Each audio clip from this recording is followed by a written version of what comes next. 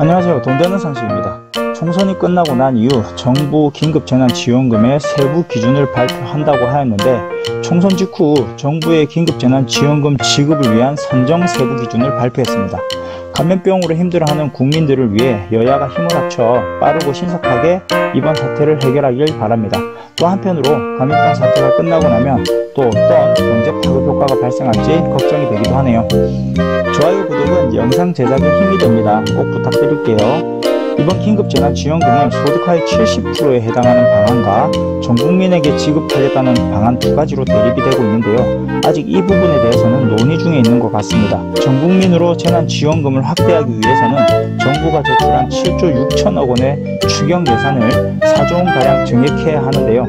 기재부에서 동의를 할지도 미지수지만 국채 발행 없이 기금 조성을 중단할 수 있을지, 그리고 재정 여력을 어떻게 확보할지 등 여러가지 방안들을 조속히 해결해야 문제가 해결될 것 같습니다.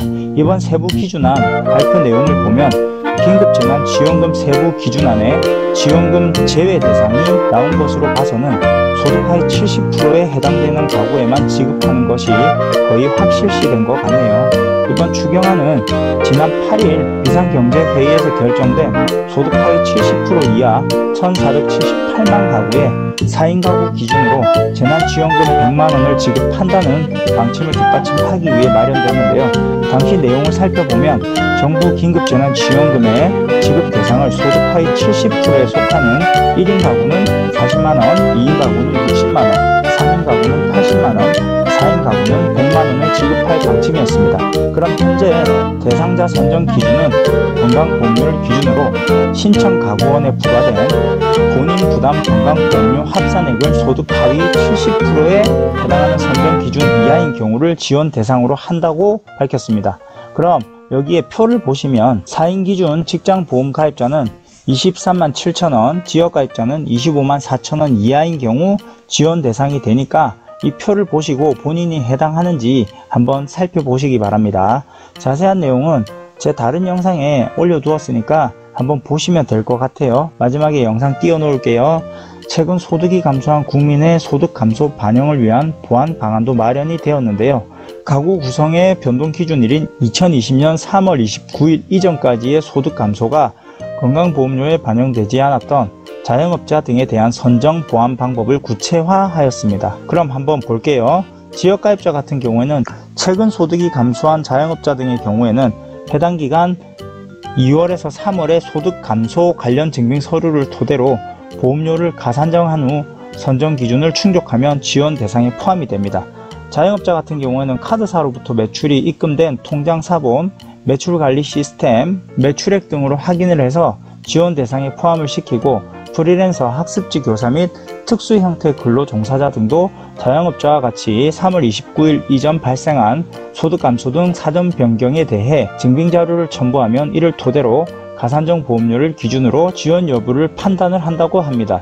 지자체별로 실시되는 특수 형태 근로 종사자, 프리랜서 생활안정 지원사업 제출 서류와 동일한 자료를 활용할 예정이라고 하네요. 그럼 직장가입자 같은 경우에는 무급휴직자, 실직자, 급여 감소한 근로자 등의 퇴직, 휴직, 급여 감소 사유 발생 시 사업주가 건강보험공단에 신고를 하고 근로자 본인은 별도로 서류를 제출할 필요가 없는 것이 원칙입니다. 다만 사업주가 신고하지 않은 경우라 하더라도 근로자가 퇴직, 휴직 증명서, 급여 명세서 등 증빙 자료를 첨부하면 이를 토대로 보험료 가산정이 가능합니다.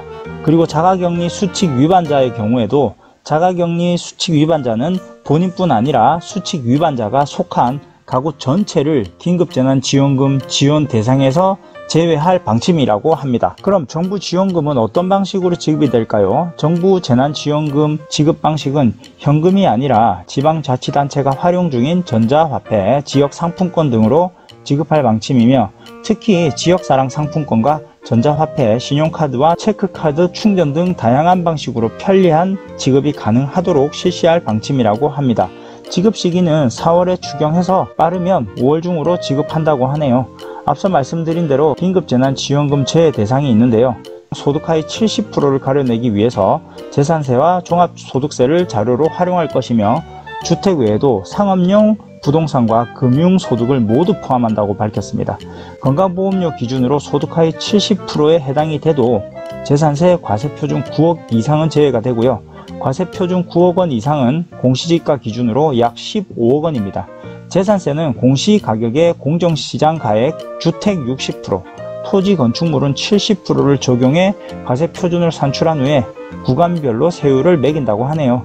즉 시세로 약 20억 원 정도의 주택이나 토지 상가를 보유한 경우에는 건강보험료 기준 소득 하위 70% 이하라고 하더라도 지원 대상에서 제외가 된다고 합니다. 금융소득이 연 2천만 원 이상인 가구도 긴급재난지원금 지원 대상에서 제외됩니다.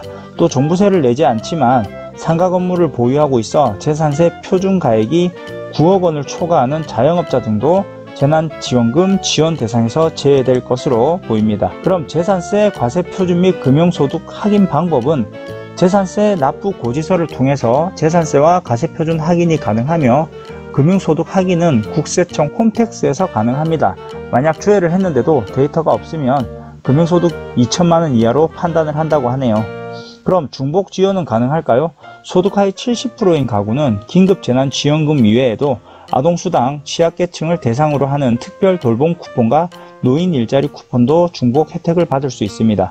특히 중위소득 50% 이하 가구의 경우에는 지난 1차 추경에서 결정된 저소득층 소비 쿠폰을 함께 받을 수 있으며 4인 가구 기준 168만 7천 가구가 108만원에서 140만원가량 지급될 예정입니다. 현재 아동 돌봄 쿠폰 40만원은 이미 지급이 되었습니다. 또한 소상공인 피해점포 지원을 위한 일자리 안정자금과 고용유지 지원금도 중복 혜택이 가능하고요. 감염병 사태로 감염자가 방문한 피해점포에 100만원에서 최대 300만원을 중복 지급할 예정이며 일자리 안정자금과 고용유지 지원금도 중복 지급할 예정이라고 합니다. 태업점포에 대해서도 200만원 등을 지급할 계획이라고 밝혔습니다. 정부는 긴급재난지원금 정부 추경안이 국회에서 통과되는 대로 신속한 신청이 가능하도록 현재 온라인과 오프라인 신청 절차를 마련하고 있으니까 조금만 더 기다려 보시면 조만간 발표가 되겠네요. 자, 그 외에도 모든 승용차 구매 시 개별 소비세 70%를 인하하고 체크, 신용카드 등 사용액 소득공제율을 2배 더 확대한다고 밝혔습니다. 지역사랑 상품권 발행 규모 확대와 고효율 가전기기를 구매했을 경우에는 10% 구매 환급도 하고 있고요. 문화, 휴가, 관광, 출산 쿠폰도 지급을 한다고 합니다. 그럼 이번 추경 재원을 어떻게 마련할 것인지가 관건인데요. 정부는 긴급재난지원금 재원 마련을 위해서 공공부문 지출 절감, 국방사업, SOC 사업 예산을 삭감한다고 합니다. 정부는 추경재원 7조 6천억 원을 조달하기 위해서 F-35A, 이지스함, 해상작전 헬기 등 방위력 개선 사업 등 국방예산, 철도사업, 투자계획 등 SOC 예산, 상하수도 사업 등 환경예산, 개발도상국, 차관 등 대외원조 사업인 ODA 예산, 농어업 예산, 에너지 절약 설치 사업 예산, 대학시설 예산, 경찰서 등 청사신축 사업 등을 조정하기로 했습니다. 공공부문 고통분담으로는 공무원 연가보상비 전액 삭감과 공무원 채용시험 연기 등을 통한 인건비 절감 등을 통해 예산을 마련할 방침이라고 하네요. 외환시장 안정을 위해 투입하는 투입자금도 줄이기로 했습니다. 그럼 지금까지 추경 2차 예산을 발표한 내용을 말씀드렸고요. 현재 비상상황임을 고려해서 긴급재난지원금을 국민들에게 하루빨리라도 지급할 수 있는 다양한 방안을 정부가 모색을 하고 있다고 하니까 조만간 더 세부적인 내용이 발표될 것 같습니다. 그럼 오늘 영상은 여기까지 하고 좋아요, 구독 꼭 부탁드릴게요.